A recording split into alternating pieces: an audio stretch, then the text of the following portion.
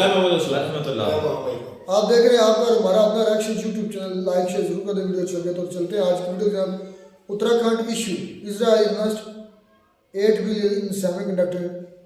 तो देखते हैं, ये है मुजफ्फर भाई हैं, दिव्य कुमार है और साथ में जुनेद भाई। कन्वर्सेशन हो रही है, वीडियो थोड़ी लेंथी है, पूरी देखनी पड़ेगी। खैर देखते हैं पहले वीडियो क्या पॉइंट्स निकल कर आते हैं। सारे पॉइंट्स ऑब्वियसली कवर नहीं हो पाते, इसलिए सॉरी। तो वीडियो देखते हैं, फिर इस पर बात करते हैं। जुनैद भाई, मैंने आपसे सवाल किया था 4 शादियों के बारे में। मेरे लिए आज के टाइम में एक ही काफी है।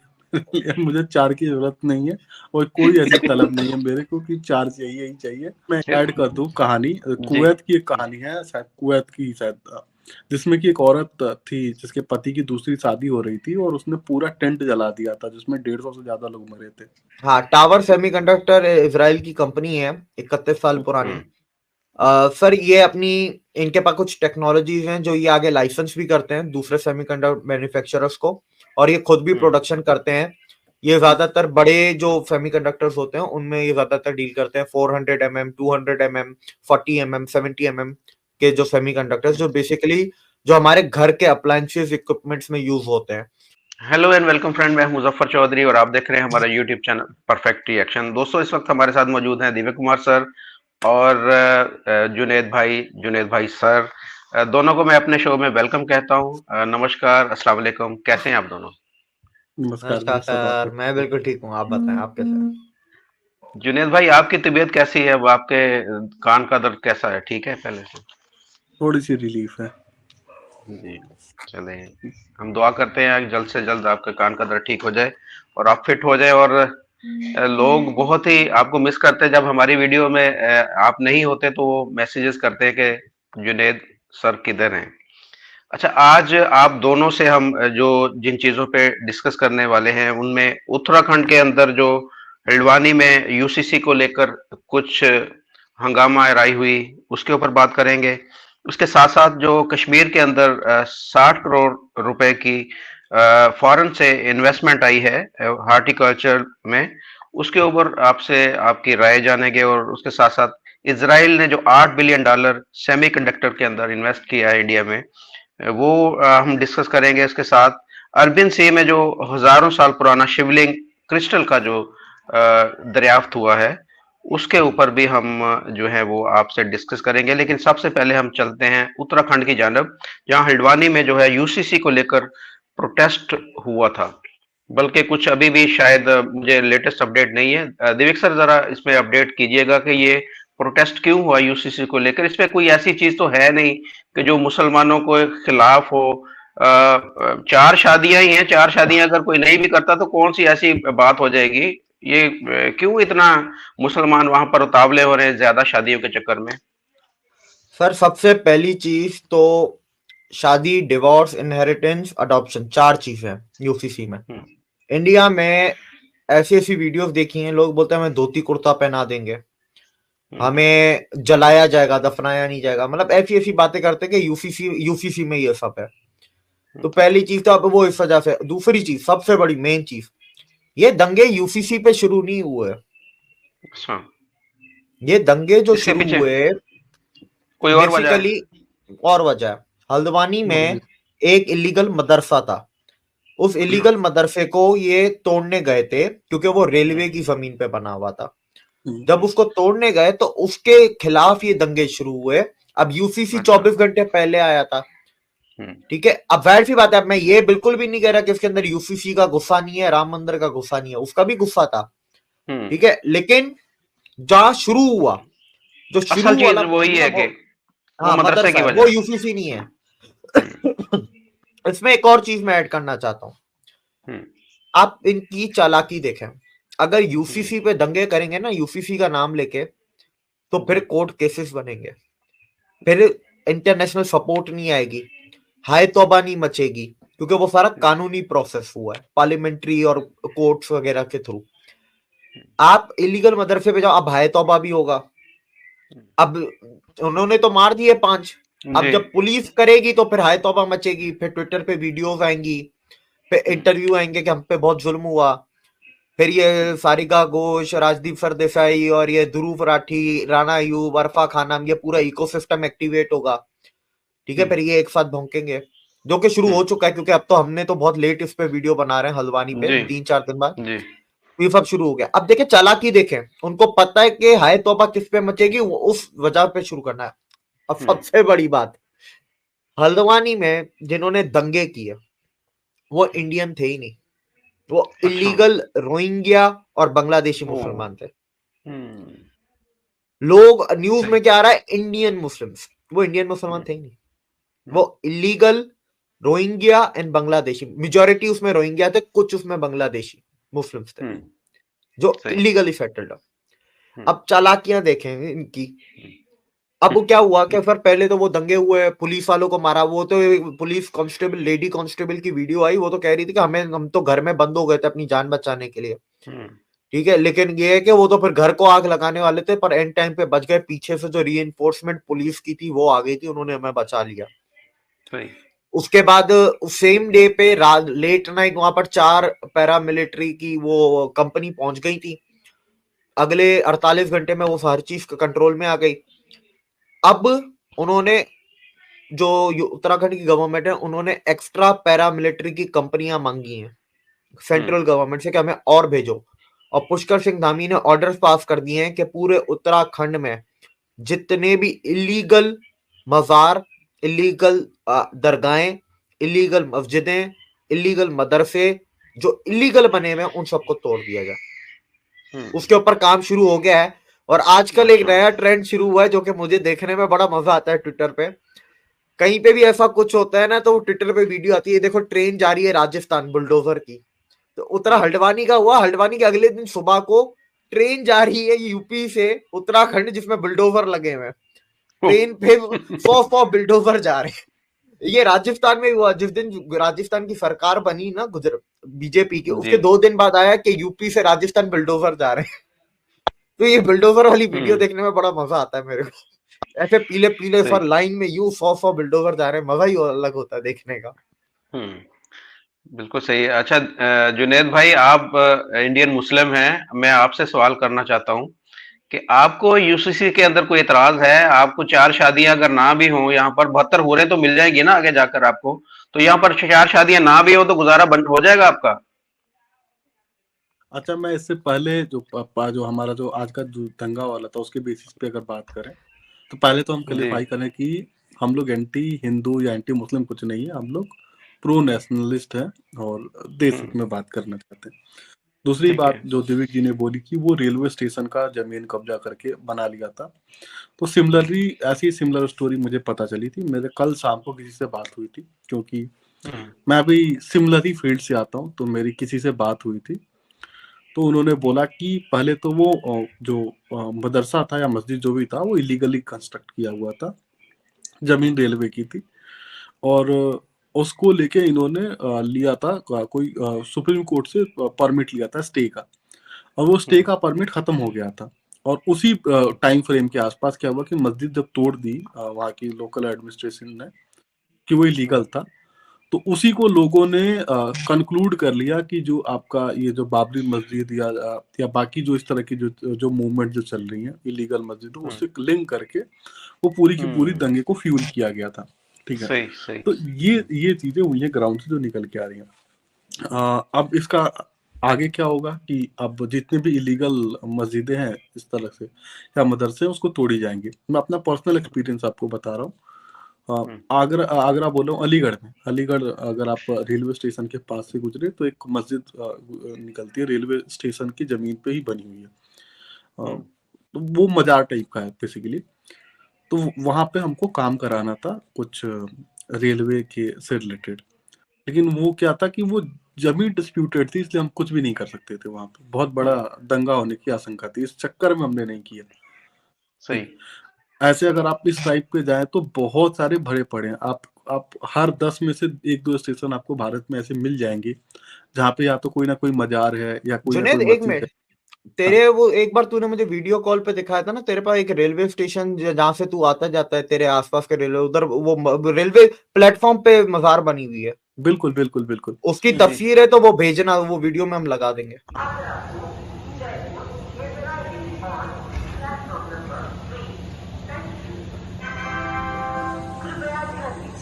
गाड़ी संख्या 1486 जोधपुर वाराणसी एक्सप्रेस जोधपुर से चलकर कानपुर सेंट्रल।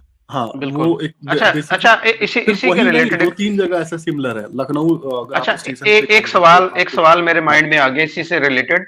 अच्छा, ऐसे ये तो मस्जिदों को तो हाईलाइट हो जाता है, यहाँ पे कर दिया जाता है, इस तरह मंदिर भी कोई आ जाते हैं इसी इसी रेंज के अंदर, उनको भी मैं आपको गिराया जाता है एग्जांपल या देता क्या? हूँ, मैं आपको एग्जांपल देता हूँ।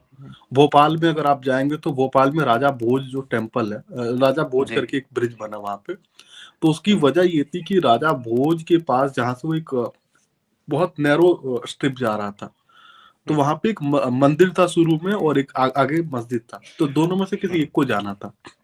लेकिन चूंकि मस्जिद वालों ने जगह नहीं दी, इसलिए मंदिर वालों ने भी छोड़ दिया। तो वहां पे जाके फर्दर वो आया, क्या बोलते हैं, आपका एक ब्रिज बना जो कि बहुत खूबसूरत ब्रिज है। लेकिन मैं आपको बिहार की बात बता रहा हूँ। बिहार में हमारे यहाँ एक NH नेशनल हाईवे आया, और NH जो था वो एक मंदिर को होके जा रहा था, तो मंदिर शिफ्ट किया गया और मंदिर रोड के अपोजिट साइड बना। तो ये मैंने अपने पर्सनल लाइफ में मैंने ऐसे बहुत सारे एग्जांपल देखे हैं जहाँ पे मंदिरों को शिफ्ट किया। लास्ट ईयर हाँ, की बात ले ले। लास्ट ईयर दिल्ली में याद है आपको, ये जो पूरी है, जहाँ शाहजहांपुरी है कि जहांगीरपुरी जो भी है दिल्ली में, वहां पर बिल्डोजर भेज दिए थे कि जाओ जाके गिराओ सब कुछ। उसमें मंदिर भी टूटे थे। एक हनुमान का मंदिर था, वो आधा मंदिर तोड़ दिया क्योंकि आधा मंदिर एनक्रोच हुआ था, सिर्फ अच्छा, आधा मंदिर काशी अभी कॉरिडोर में, सलामत है। काशी कॉरिडोर में कितने मंदिर टूटे बनारस में। काशी कॉरिडोर जो बनाने वाले थे, उस चक्कर में कितने मंदिर तोड़ के उसको मॉडर्नाइज किया गया, कई घर टूटे। हाँ, सही। 72 मंदिर, 72। हाँ, तो आप ये मक्का में सारी चले चीजें जाए ना। एक में काशी ये विश्वनाथ कॉरिडोर की बात कर रहा है ना। जी हाँ हाँ, जी। हाँ, 72 टेम्पल्स। उसके अब अलावा देखे अगर ना, ये आप मक्का में जाए तो पाकिस्तान के अंदर ये सारी चीजें नहीं बताई जाती ना। यहाँ पर तो ये वो देखे जी, वहां पर मस्जिदों को तोड़ दिया गया। तो भाई कोई चीज अगर वो आप बेहतर कर रहे हैं, उसको उसकी रेंज में आ रही है, कोई रोड बन रही है, कोई ब्रिज बन रहा है, कोई रेलवे ट्रैक जा रहा है, तो उसकी रेंज में जो भी चीज आएगी, वो मंदिर होगा, मस्जिद होगा, उसको वो शिफ्ट कर देंगे वहां से। तो इसमें इतने मेरे ख्याल में हाईलाइट करने वाली कुछ चीज है नहीं। अच्छा, अगर आप मक्का में जाएं तो मक्का में काफी सारी मस्जिदें थी आज से 30 साल पहले, 40 साल पहले। उन सबको तोड़ के उसको मॉडर्नाइज किया उन्होंने आज के रिक्वायरमेंट के मस्जिदों हिसाब की से। बात क्या कर रहा है, प्रॉफिट मोहम्मद का अपना घर था वो तोड़ दिया था। जी, वो जब लाइब्रेरी पार्किंग बन गई लॉट वहां है, पे। पार्किंग लॉट है, लाइब्रेरी नहीं है, हम्म पार्किंग लॉट है। हम्म लाइब्रेरी जो है, वो जो इनकी बहनें थी या जो बेटियों का घर था ना, वहां पर हम्म लाइब्रेरी है। हम्म, सही, बिल्कुल सही। तो ये इसके इसमें ऊपर मैं कोई सर और बात? जी। दो चीजें ऐड करना चाहूंगा। यूसीसी सेंट्रल गवर्नमेंट से नहीं आएगा, यूसीसी आपका स्टेट गवर्नमेंट से आएगा। उत्तराखंड पहले इसलिए था क्योंकि उत्तराखंड की आबादी ही 1.5-2 करोड़ है। ठीक है, कोई भी कानून परफेक्ट नहीं होता। जिस तरीके से कोई भी सॉफ्टवेयर आता है, सॉफ्टवेयर का बीटा होता है, बीटा की टेस्टिंग होती है, फिर उसकी चीजें सही की जाती है, फिर लॉन्च किया जाता है। कानून भी इसी तरीके से उत्तराखंड में कानून लॉन्च कर दिया है। कानून में जो छोटी मोटी कमियां हैं उनको अब सुधारा जाएगा। ठीक है, और जो जितनी प्रैक्टिस करनी है, जो सीआरपीएफ की फला की ढमका की टीर वगैरह टीर, वो सब करेंगे।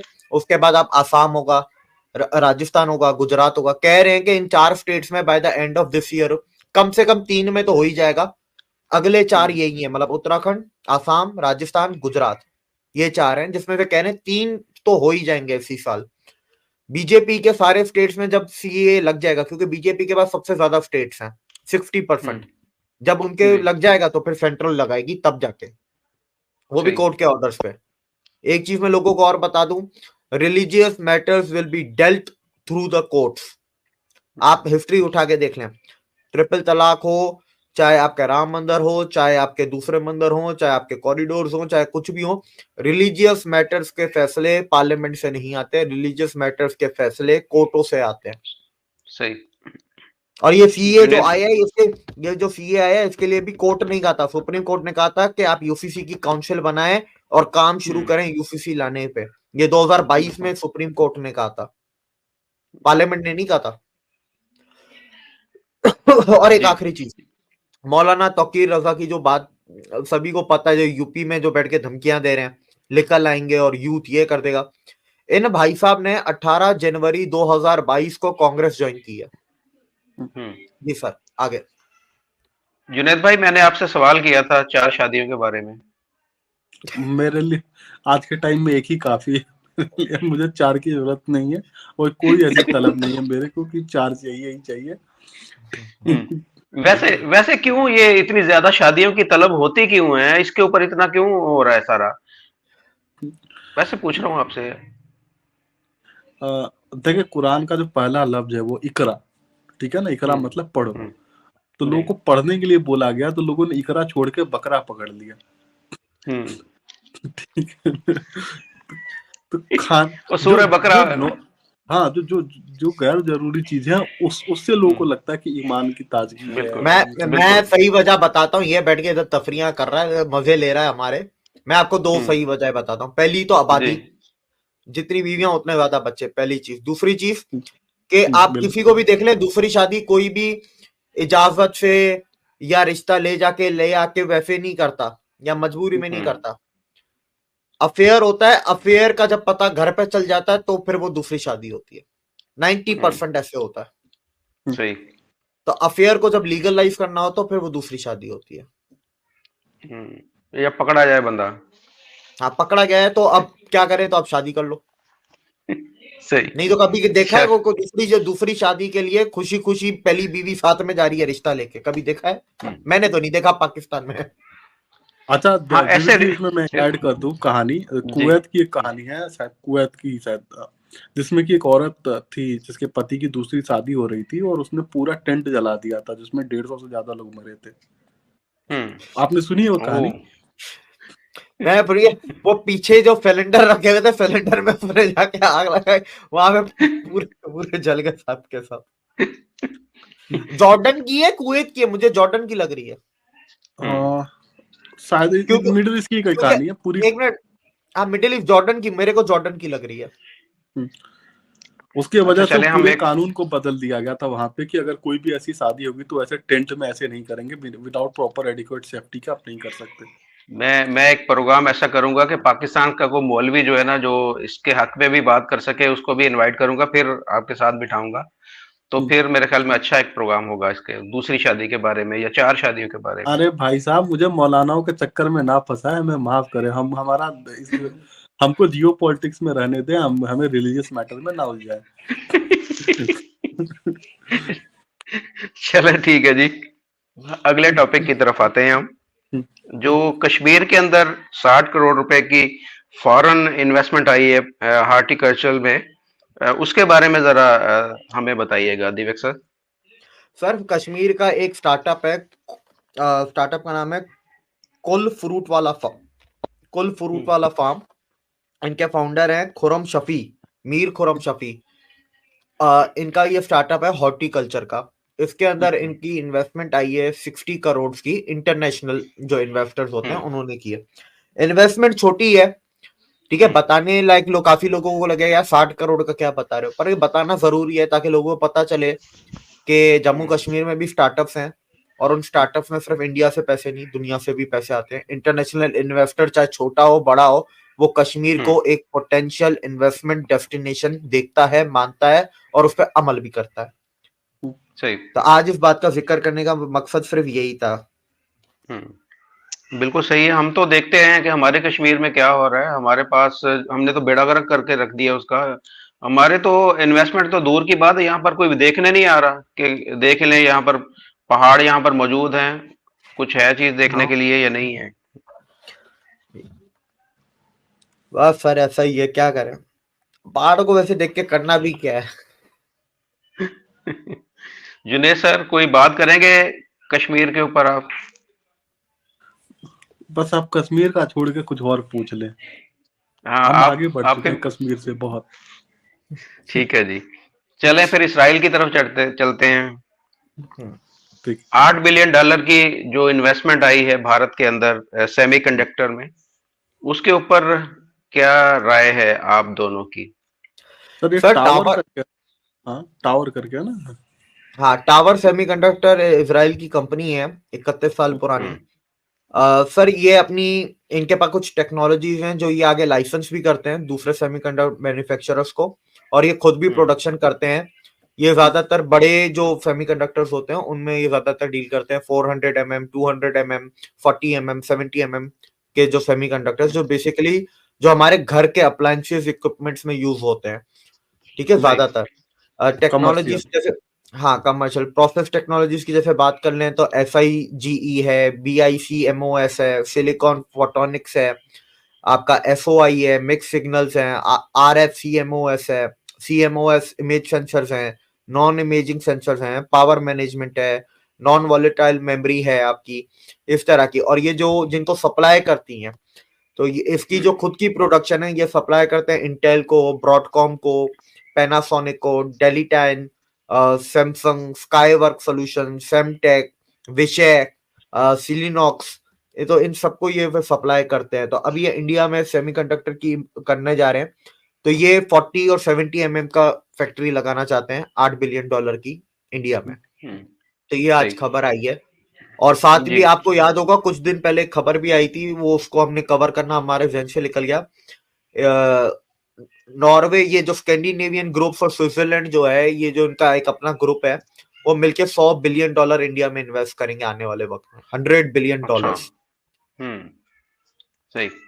जुनेद भाई, आप थोड़ा सा हमें बता देंगे सेमीकंडक्टर, जैसे कि आपने बोला कि ये जो होम अप्लायंसेस हैं उनके अंदर यूज होता है, तो ये ज्यादातर इसमें सबसे जो बड़ा मुल्क कौन सा है जो सेमीकंडक्टर मैन्युफैक्चरर है? ताइवान है। ताइवान ISMC करके ताइवान की एक कंपनी पहले इंडिया में आ चुकी है ऑलरेडी, जो है वो उन्होंने नहीं, मैं थोड़ा सा इधर शायद जुनेद गलत है। जुनेद, TSMC दुनिया का, हाँ सही कह रहा है जुनेद, सही कह रहा है। ताइवान सबसे बड़ा मैन्युफैक्चरर भी है और TSMC दुनिया की सबसे बड़ी मैन्युफैक्चरिंग कंपनी और मुल्क दोनों ताइवान के बड़े। हाँ सही है। सेकंड पे अमेरिका, इंटेल है। इंडिया में एक कंपनी अपनी फैक्ट्री लगा रही है ना सेमीकंडक्टर की। अभी मेरे ख्याल से हुआ था, MOU साइन हो चुका है। हाँ, MOU जमीन भी मेरे ख्याल से अलॉट हो चुकी है उनको। अच्छा, बेसिकली ये जो टावर करके जो टावर सेमीकंडक्टर्स जो है वो 40 से 75 के रेंज की NM की टेक्नोलॉजी पे काम करेगी भारत में, जिससे कि आपका जो कमर्शियल सेक्टर है ना, जो लो एंड के जो प्रोडक्ट्स है, जिसमें आपके फ्रिज आ गए, आपके टेलीविजन आ गए, उसके अलावा basic day to day requirement के जो इक्विपमेंट्स होते हैं ना, वो सारे इसमें आ गए। इन सबको फुलफिल कर पाएगी। ठीक है, आज के टाइम में जो आप हाई एंड जो टेक्नोलॉजी देखते हैं, जिसमें कि लैपटॉप्स में जो लगने वाले हैं कुछ एक आध, बाकी ज्यादातर जो है वो अबव 50 NM के कंडक्टर्स होते हैं। मोबाइल में ये 5 NM के प्रोसेसर्स लगते हैं, 5 NM के सेमीकंडक्टर्स होते हैं। तो ये बहुत हाई एंड के टेक्नोलॉजी हो गई, और इसके लिए भी भारत में ISMC आ रही है। और ये जो हाई एंड के जो मार्केट है वो बहुत नीश है, बहुत कम मार्केट है। लेकिन जो लो एंड का जो है अबव 50 NM वाला, वो आपका ब्रॉड रेंज में आता है, मतलब उसके सबसे ज्यादा प्रोडक्ट्स उसी के निकल के आ रहे हैं। तो आप एक वॉल्यूम को कैटर कर पाओगे। जो आपका 80% जो सेमीकंडक्टर का जो मार्केट है वो अबव 50 NM का के ऊपर वाला ही है। ये सेम बात अश्वनी वैष्णव ने डावोस में भी बोली थी कि हमारा जो प्राइमरी फोकस है वो इसी सेगमेंट पे है, क्योंकि ये सेगमेंट आपको क्वांटिटी लाके देगा, and secondary our focus is also on quality, मतलब हाई एंड प्रोसेसिंग जो चिप्स हैं, जो आपकी 4 mm 7 mm जो है, जो आपके आर्टिफिशियल इंटेलिजेंस या प्रिसाइज जो आपके डिफेंस इक्विपमेंट स्पेस में वगैरह में इधर उधर यूज होते हैं। अच्छा जुनेद सर, ये एक सवाल ये है कि फ्यूचरिस्ट जो वेपन्स हैं उनके अंदर जो ये यूज होगा सेमीकंडक्टर? बिल्कुल sir, semiconductor is the heart of any futuristic equipment. Sir दुनिया का पहला सेमीकंडक्टर वेपन के लिए बना था। अच्छा, वेपन के लिए बना था, फिर वेपन से फिर वो आगे आज की डेली यूज में आ गया। अच्छा, मैं आपकी जानकारी के लिए फिर बता दूं कि दुनिया में कोई भी टेक्नोलॉजी पहले बनती है मिलिट्री के लिए, फिर बनती है वो माफिया के लिए, फिर बनती मिलिट्री और स्पेस, मिलिट्री और स्पेस। हाँ, फिर जाती है माफिया के पास, क्योंकि माफिया के पास थोड़े पैसे होते हैं। उसके बाद से फिर वो यूज में आती है सिविलियन के लिए। लेकिन जब जो मिलिट्री के पर्पस के लिए जो बनती है टेक्नोलॉजी, कमो बेस 90% उसी एफिशिएंसी के साथ माफिया के पास जाती है, और जब वो सिविलियन पर्पस के लिए जाती है तो 10% तक पहुंच जाती है उसका डाइल्यूशन लेवल। ठीक है, मुझे बहुत अच्छे से याद है कि जो मुंबई के कई जो अंडरवर्ल्ड के जो बेताज बादशाह थे, 2001-2 में उनके पास ऐसी टेक्नोलॉजी थी कि वो अपने पोर्टेबल डिवाइस में कैमरा एक्सेस कर सकते थे वर्चुअली उस पूरे इलाके का। ठीक है, तो वो 2001 में उनके पास टेक्नोलॉजी थी, और ये जो सीसीटीवी कैमरा की जो टेक्नोलॉजी वो 1995 में बन चुकी थी, जो मिलिट्री यूज करती थी। इसके अलावा ऐसे बहुत सारी वेरियस टेक्नोलॉजी है जो कि मेरे या नार्कोस अगर आप देख ले, नार्कोस में काफी सारी चीजें आपको देखने को मिलेगी। जो सेटेलाइट फोन्स थे, प्लेन्स थे, जो पहले मिलिट्री को मिलती थी फिर दोबारा उनको मिलती थी। तो ये एक अनसेड अनरिटन रूल है कि टेक्नोलॉजी, इंटरनेट आप देख ले, इंटरनेट बना था यूएस मिलिट्री के लिए। अच्छा, तुमने माफिया माफिया बोल के कुछ ज्यादा कर दिया है। मैं बता दूं, माफिया प्लस बिलेनियर्स, जिसके पास पैसा है, उसके बाद ताकत है, तो सेकंड नंबर पे वो होते हैं। सही, बिल्कुल सही। चलो जी, ये तो हो गया। अब अरबियन सी में जो हजारों साल पुराना शिवलिंग क्रिस्टल का जो एक दरियाफ्त हुआ है, दिव्यक सर, उसके बारे में क्या जानकारी है? सर, जो कुछ फिशरमैन थे उनको ये शिवलिंग मिला है गुजरात में, अरेबियन सी में, और आगे देखें, अब इसके अभी टेस्टिंग होगी, पता चलेगा कितना पुराना है, पर है तो हजारों साल पुराना ही। और इसका एक मैं आपको उसकी पूरी डिटेल्स में आपको बताता हूँ। ये 140 किलो का है, और वहां से गुजरात पुलिस के हवाले हुआ है, वहां से ये एएसआई के हवाले हुआ है, और अरेबियन सी में भरूच के पास से मिला है ये मछुआरों को समंदर से। ये वही इलाका है जहां पर द्वारका थी।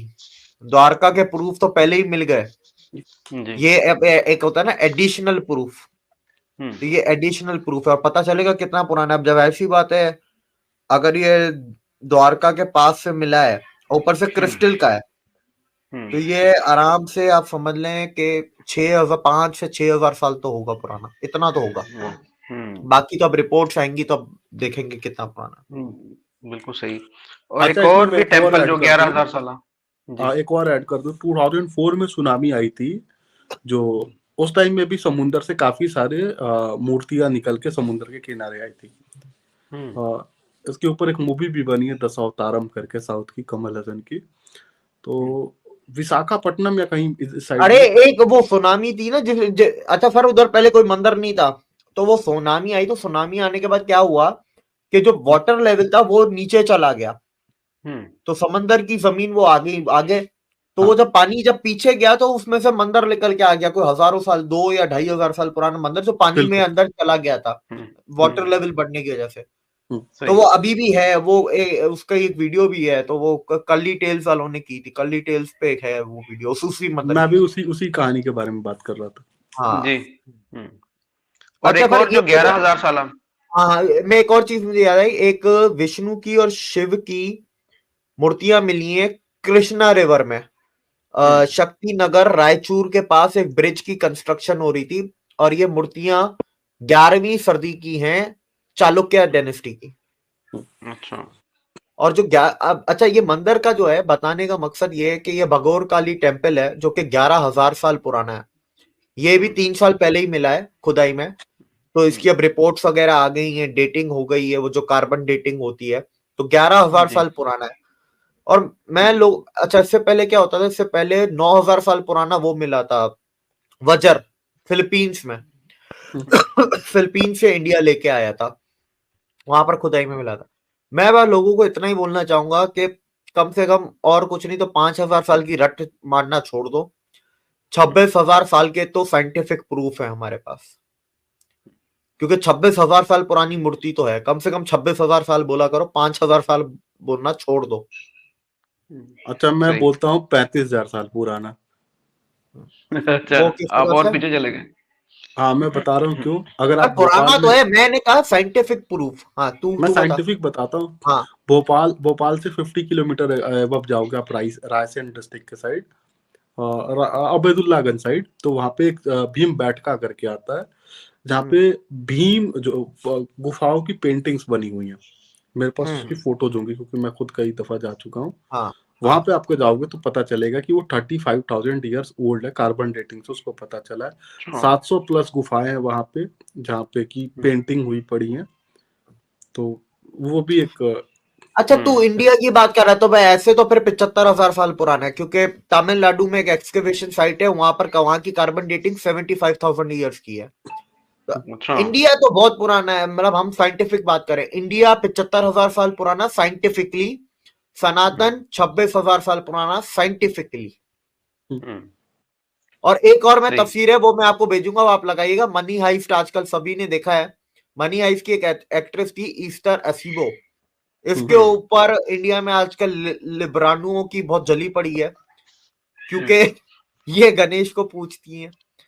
ठीक है, इनके घर में गणेश हैं। ठीक है, तो अच्छा।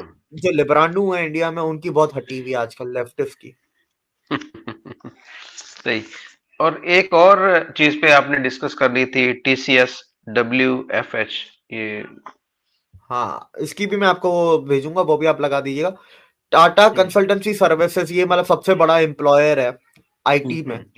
पता नहीं कितने 4-5 लाख तो एम्प्लॉइज हैं इनके। इनके जो 2 लाख एम्प्लॉइज हैं वो कोविड के बाद ऑफिस ही नहीं आ रहे, बोल रहे हैं वर्क अच्छा। फ्रॉम होम करेंगे हम। हम्म, हाँ, तो कंपनी ने तो अलाउ कर दिया उन्हें। कोविड में तो कर ही दिया ना, कोविड के बाद का मसला है। तो टाटा कंसल्टेंसी सर्विसेज ने अभी 2 लाख लोगों को बोला है कि बेटा, एक नोटिस दे दिया है, या तो ऑफिस ज्वाइन करो, और अगर ऑफिस ज्वाइन नहीं करते तो तुम लोगों के मिल जाएंगे, तुम लोगों को टर्मिनेशन लेटर हम भेज देंगे, तुम लोग फारिग हो, निकल जाओ सबके सब। और सही। जब टर्मिनेशन लेटर कंपनी देती है तो उसके अंदर प्रोविडेंट फंड और बाकी बेनिफिट्स कैंसिल कर दिए जाते हैं।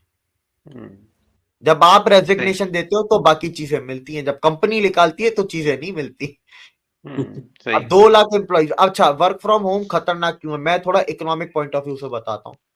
हम्म, इकोनॉमी कैसे चलेगी सर, अगर आप समझे कि अगर 2 लाख लोग घर पे काम कर रहे हैं तो उनकी गाड़ी नहीं चल रही, वो बाहर जाके चाय नहीं पी रहे टपड़ी पे, वो लंच ऑर्डर नहीं कर रहे, ठीक है, वो गाड़ी में पेट्रोल नहीं डलवा रहे, गाड़ी कम चलेगी तो उसकी सर्विस नहीं होगी, ठीक है, वो फॉर्मल कपड़े नहीं खरीदेगा।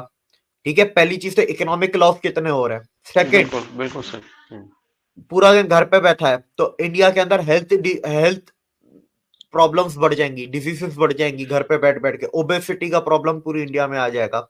सेकंड चीज।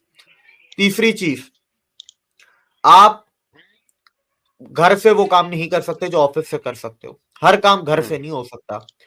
कभी कभी वर्क फ्रॉम होम इमरजेंसीज में पेरेंटल लीव जो होती है, मैटरनिटल लीव होती है, उधर समझ में आता है। जैसे पेंडेमिक था, वर्क फ्रॉम होम 2 साल तक चलता रहा, ठीक है, ऐसे समझ में आता है। पर नहीं, हम काम ही वर्क फ्रॉम होम करेंगे, ये चीजें हमें नहीं समझ में आती।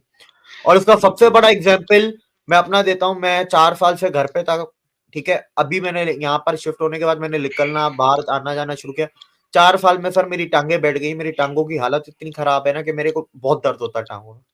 फिजिकल एक्टिविटी खत्म हो गई ना, जो बंदा दिन में 18 घंटे चलता है वो अब 24 घंटे पलंग पे और सोफे पे पड़ा हुआ है, तो उसकी तो टांगे जवाब दे ही जाएंगी। बिल्कुल आपकी सही, बिल्कुल ऐसे। बेसिकली मेरे आपकी खर्चे टांगे कम हो कांप गए, रही है। मेरी गाड़ी के पेट्रोल के खर्चे कम हो गए, ठीक है। तो इकोनॉमिक एक्टिविटी मैंने क्या कंट्रीब्यूट किया इकोनॉमी में, मेरी एक्टिविटी कम हुई ना। बेसिकली आपकी टांगे कांप रही हैं, यही बोलना चाहते हैं आप। हाँ, टापे टांग रही है, टापे काम टांग पे रही टांग रही। है।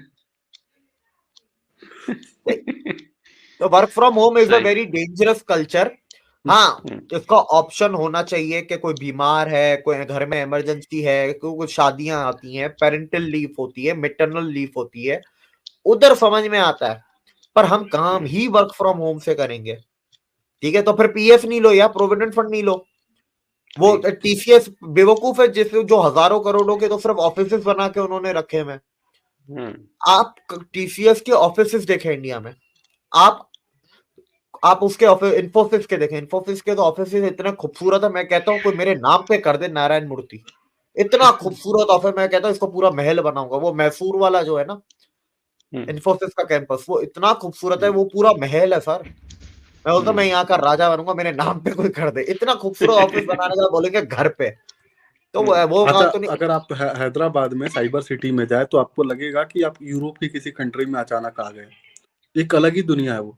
अच्छा। पर मैसूर वाले कैंपस की अलग बात है, ऐसा मैंने अभी तक इंडिया में कोई कैंपस नहीं देखा है, ऐसा तो मैंने टाटा वालों को भी नहीं देखा है।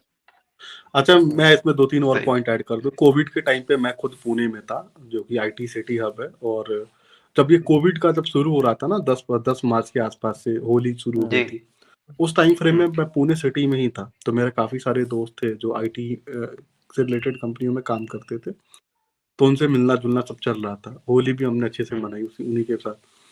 और अभी उसमें से ज्यादातर घर पे बैठे हैं, तो उनसे जब भी घर पे जाओ मुलाकात हो जाती है होम टाउन में। तो अच्छा। मैं अभी भी बता रहा हूँ, अभी भी अगर मैं घर जाऊंगा ना, तो कोई ना कोई घर पे हम्म, वर्क फ्रॉम होम करता हुआ मिलेगा। उसमें से एक मेरा दोस्त है जो इजराइल की कंपनी में काम कर रहा था, जो वीओआईपी टेक्नोलॉजी होती है ना, वॉइस ओवर इंटरनेट प्रोटोकॉल, उस पर जी। काम कर रहा था। अभी भी वैसे ही है, घर पे बैठा हुआ काम कर रहा है, और शाम को जाके सब्जी लेके आ जाता है, ठीक है, और शाम को दूध भी दूह लेता है गाय का। और साथ में काम भी कर रहा है। मजे उसके भाई साहब, घर पे पकौड़े बनवा के खा रहा है, चाय बनवा के पी रहा है। अच्छा, इसमें एक और चीज है। टाटा कंसल्टेंसी सर्विसेज ने ये जो धमकी है ये पूरी दुनिया में जितने एम्प्लॉइज है उनको दिए, सिर्फ इंडियन एम्प्लॉइज को नहीं दिया, क्योंकि वर्क फ्रॉम होम का कीड़ा जो इंडिया में ही ये नया नया है, यूरोप में थोड़ा पुराना हुआ है। अभी टाटा कोविड से पहले टाटा कंसल्टेंसी सर्विसेज ने करीब $125 मिलियन का कैंपस बनवाया था यूरोप में। उधर हो गया कोविड। अब कोविड के बाद अब बोलते हैं वर्क फ्रॉम होम। टाटा ने बोला बेटा तुम लोग वर्क फ्रॉम होम की ऐसी की तैसी, आओगे तो ऑफिस आओगे, नहीं तो नौकरी से बाहर जाओगे। तुम्हारे जैसे बहुत है, अब दूसरों को भर्ती कर लेंगे। अच्छा, बिल्कुल वैसे मैं सही एक है। और बात बताऊं आपको। जी। पाकिस्तान से बहुत सारे लोग TCS, Infosys, Mahindra tech, Wipro, HCL, इनमें अप्लाई करते हैं। Indian companies Pakistani IT experts को नहीं लेते। उसकी क्या वजह? ये मुझे कोई इंडियन ही बताएगा। जुनेद भाई। अच्छा, ये मैं आईटी की बात कर रहा हूँ। इंजीनियरिंग कंपनीज ले लेती हैं, एलएनटी ने लिया हुआ है, एफकॉन वालों ने लिया हुआ है पाकिस्तानी को, आईटी वाले नहीं लेते। सही। चलें, ये किसी इंडियन से हम बोलेंगे जो कि आईटी अच्छा, एक्सपर्ट आपके है यहाँ जो या आईटी आईटी की जो रिलेटेड। कंपनी है, कंपनी बोल रहा हूँ, आईटी की जो यूनिवर्सिटीज है टॉप में 2-3 ही आती हैं। लाहौर की एक फास्ट है, और जी। फिर आपकी फास्ट कहाँ से टॉप पे आती है? एक लम्स है, एनईडी है, हबीब यूनिवर्सिटी है। फास्ट का भाई ऐसे ही नाम बनाया, कोई टॉप अप पे नहीं आती। उधर अंदर जाओ तो सब है जो गुटखा, मेन पूड़ी, जो सिगरेट, यही चल रही है फास्ट में। कराची उसके में तो यही अलावा चल आपका रही है। इस्लामिया कॉलेज जो है वो आपका पेशावर वाला। फैसलाबाद में भी बनी है हमारे घर के बिल्कुल साथ है एनएफसी हाँ, यूनिवर्सिटी। जीआईके गुलाम इसाक अच्छा खान यूनिवर्सिटी।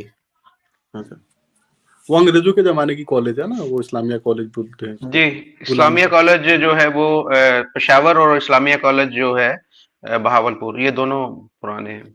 लाहौर का तू वो तो नहीं कह रहा? लाहौर में फॉरमन क्रिस्टियन कॉलेज। हाँ, वो भगत सिंह का कॉलेज था ना, जो जिसका नाम बदल दिया। हाँ हाँ हाँ। गवर्नमेंट कॉलेज लाहौर है सबसे पुराना वहां पे। उसमें फिर आपका हमें यूआईटी है ना, यूआईटी लाहौर। जी। अबे तू हमें ये बता के क्यों नहीं लेती आईटी कंपनियां, वो पता है तेरे को?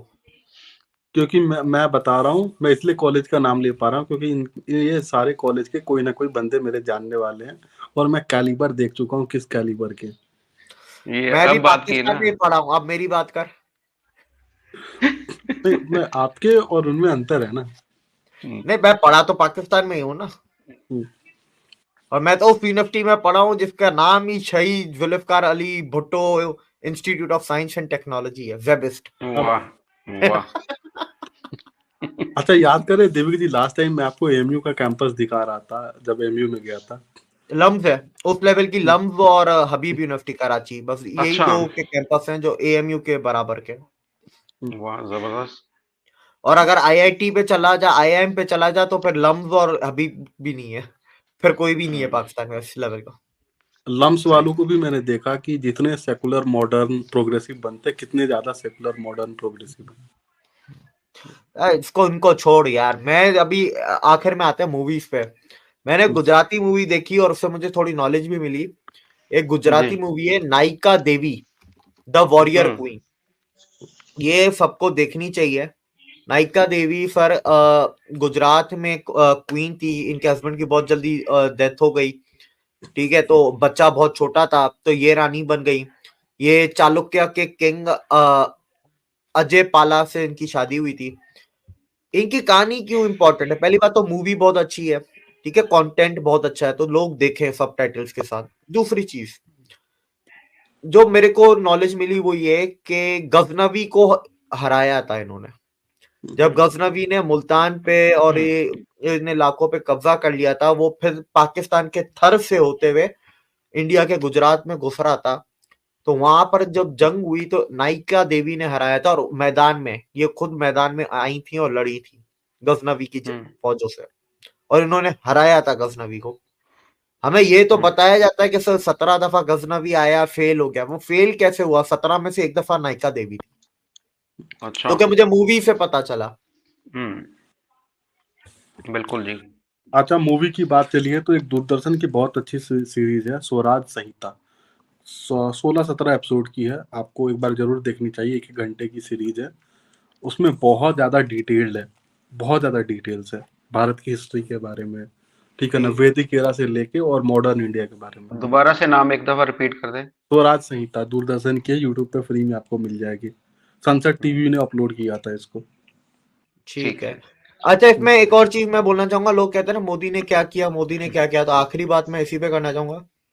मोदी है तभी मूवियां आर्टिकल 370 पे, सर्जिकल स्ट्राइक्स पे, वक्फ बोर्ड पे, केरला स्टोरी, कश्मीर के ऊपर, कश्मीर वाले का नाम क्या था? कश्मीर फाइल्स, कश्मीर फाइल्स, ठीक है, ताशकंद फाइल, और उसके अलावा ये क्या नक्सल वाली जो अभी आ रही है, नक्सलवादियों के ऊपर, ठीक है।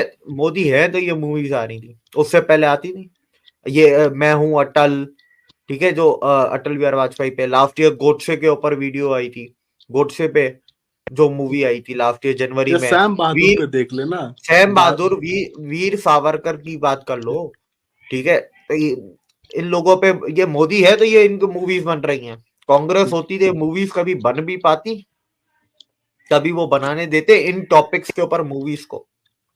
वो बनाया आप कहना चाहते हैं मोदी है तो मुमकिन है। बनाया था ब्रिगेडियर रुद्र प्रताप अगर मोदी है तो सभी मुमकिन है, उसमें बोलने वाली क्या बात है? दिख ही रहा है, नहीं भी बोलेंगे तो सच तो यही है।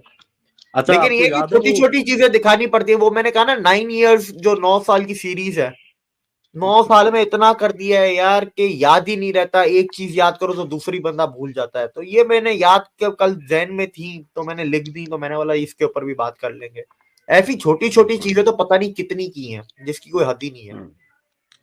हम लोगों का ध्यान सिर्फ एयरपोर्ट, रोड, ट्रेनों पे जाता है, लेकिन ऐसी छोटी छोटी चीजें भी बहुत कुछ हुआ है, बहुत काम हुआ है। जी जुनेद भाई कुछ कहना चाह रहे हैं?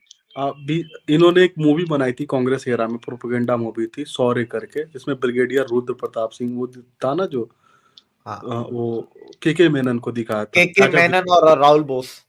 हाँ, तो राहुल बोस को दिखाया कि एक बंदा है जो कि फ्लर्ट करता है लड़कियों से, क्लब में जाके बाकी जो जो क्या बोलते हैं प्ले बॉय टाइप की एक्टिविटी करता है, उसको हीरो दिखा दिया है। लेकिन एक आदमी जो डिसिप्लिन्ड है, ठीक है ना, वो वेल डेकोरेटेड आर्मी पर्सन है, उसको विलेन दिखा दिया, ठीक है। और उसे कोड ऑफ कंडक्ट में उसको दिखाते हैं कि वो आर्मी के लॉस फॉलो नहीं करता, ठीक है, वो आर्मी के कोड ऑफ कंडक्ट की इज्जत नहीं करता।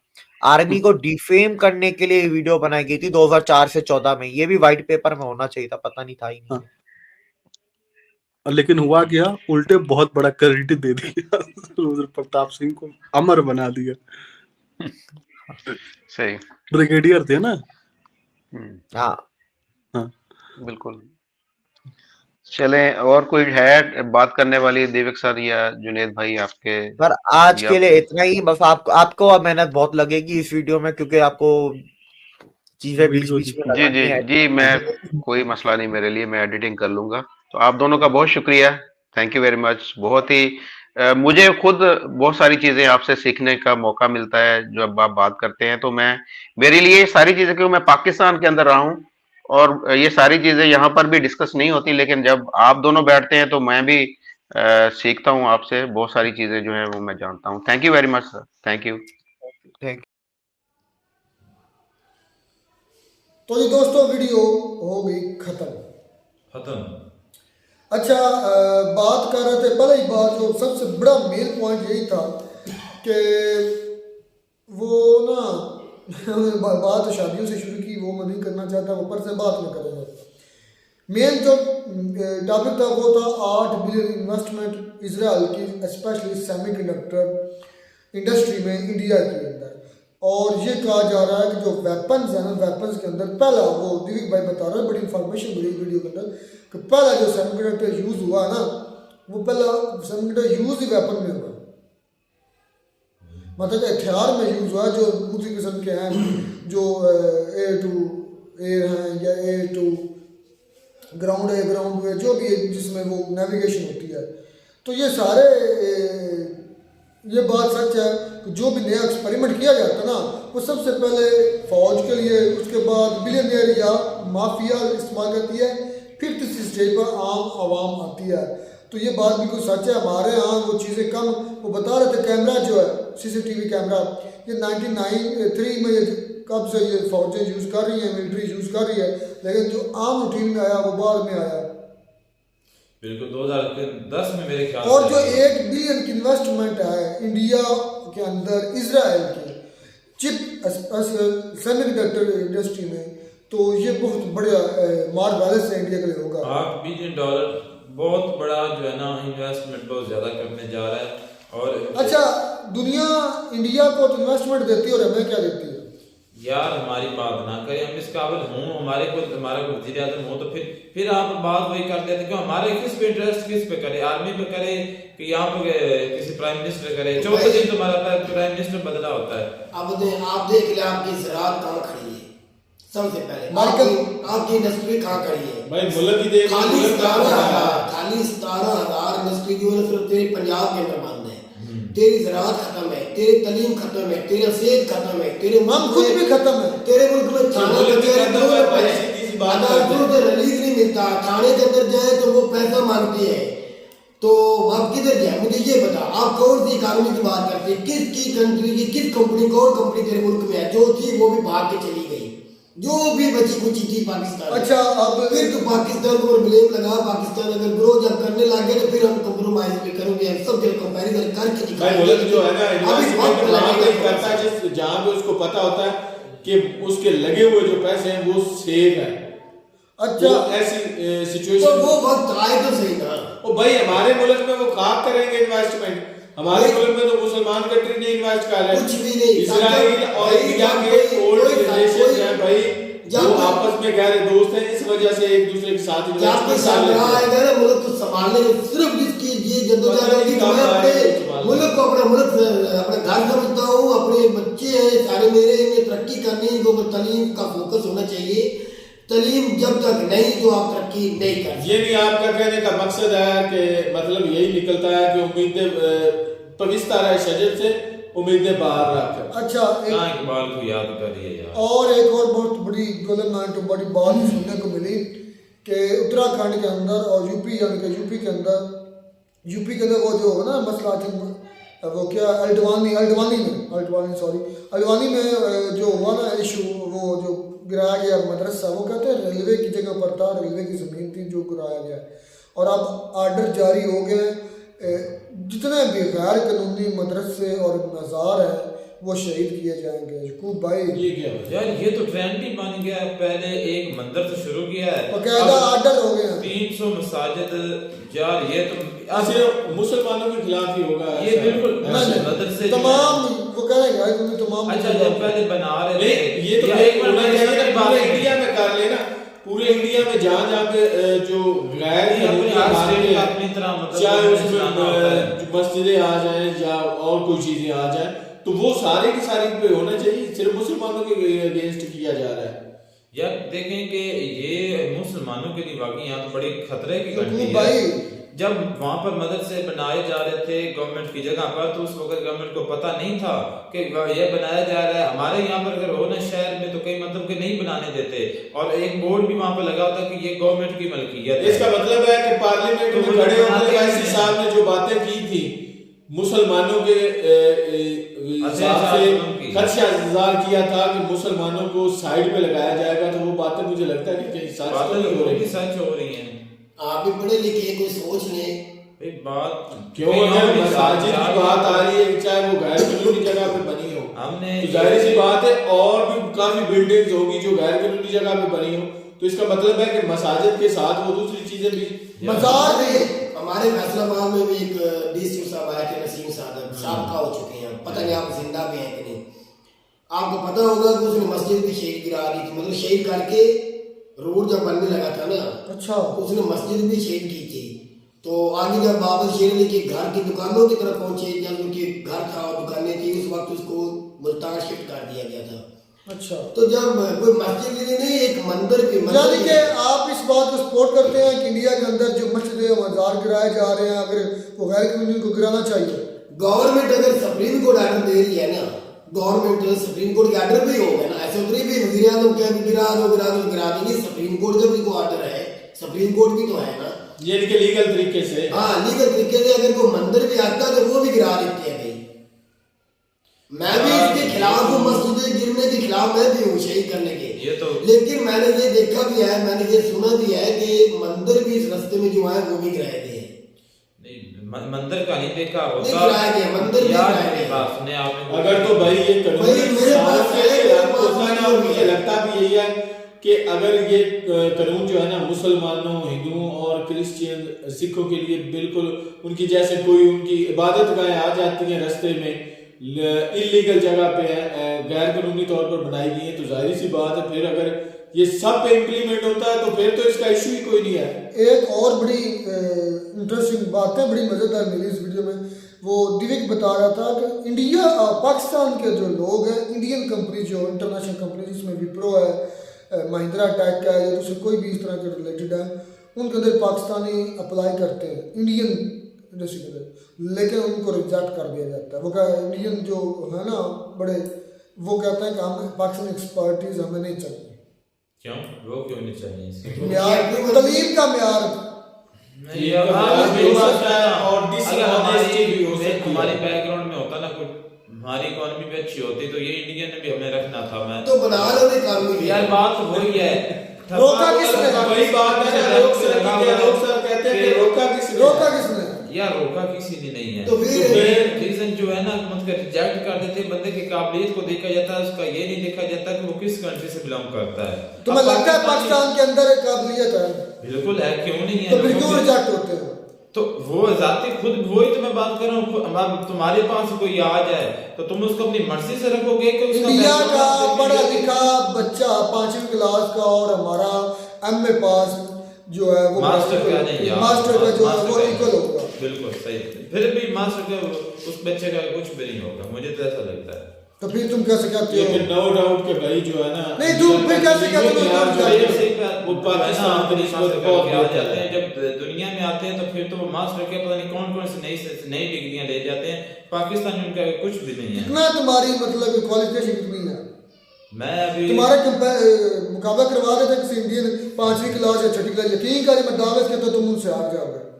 जितनी फ्लुएंटली वो इंग्लिश पढ़ेगा बोलेगा, जितना उसके पास इंटरनेशनल नॉलेज होगा, नेशनल नॉलेज होगा, मैं आपको ये दावत कहता हूँ तुम उसके आगे बेबस हो गए। हकीकत है कि इंडियन बच्चे जो होते हैं 5वीं 6ठी क्लास में है, वो बहुत नॉलेज रखते हैं, इसमें है मानते हैं, लेकिन इतनी भी गई गुजरी बात नहीं। हमारे पाकिस्तान के अंदर भी माशाल्लाह बच्चियां बच्ची इतने काबिल है हर जगह पे, तो वो नहीं आप बेशक आप वो मैं लफ्ज बोलने नहीं चाहता, मैं लफ्ज बोलने नहीं चाहता, इतनी भी गई गुजरी बात नहीं है, आप बोल नहीं सकते, इंग्लिश समझ नहीं सकते, छोटी बच्ची थी मेरे ख्याल में उसकी इतनी भी गई गुजरी बात नहीं है। हम हैं ही अनपढ़ और नहीं भाई इतनी भी गई गुजरी बात नहीं है। पाकिस्तान को एक 5वीं का पर्सनली ले गया, मैं सही बात 5वीं का बच्चा वो इतनी मास्टर डिग्री वाले को मतलब धूल छिटा देगा, ऐसी भी कोई बात नहीं। इतनी भी हमारे मुल्क में भी अगर इस तरह होता ना, हमारे मुल्क में इस तरह होता हमारी कंट्री खत्म हो जाती। वसाइल की कमी है, उनको आगे यार वो टैलेंट किधर है? सिर्फ वसाइल की कम, वो जो पढ़ लिख जाते हैं उनको भाई कोई उनकी जान पड़ताल नहीं होती, उनको उनकी कदर करने वाला कोई नहीं होता। मैं भाई कल एक वीडियो देख रहा था, एक से इस वक्त छोटी बच्ची थी, गालमन उसकी 10 से 15 साल की एज थी, तो वो उसने बायोगैस का तजर्बा किया और बायोगैस के जरिए वो काफी लोगों तक ना जो है, कितने साल की बच्ची थी?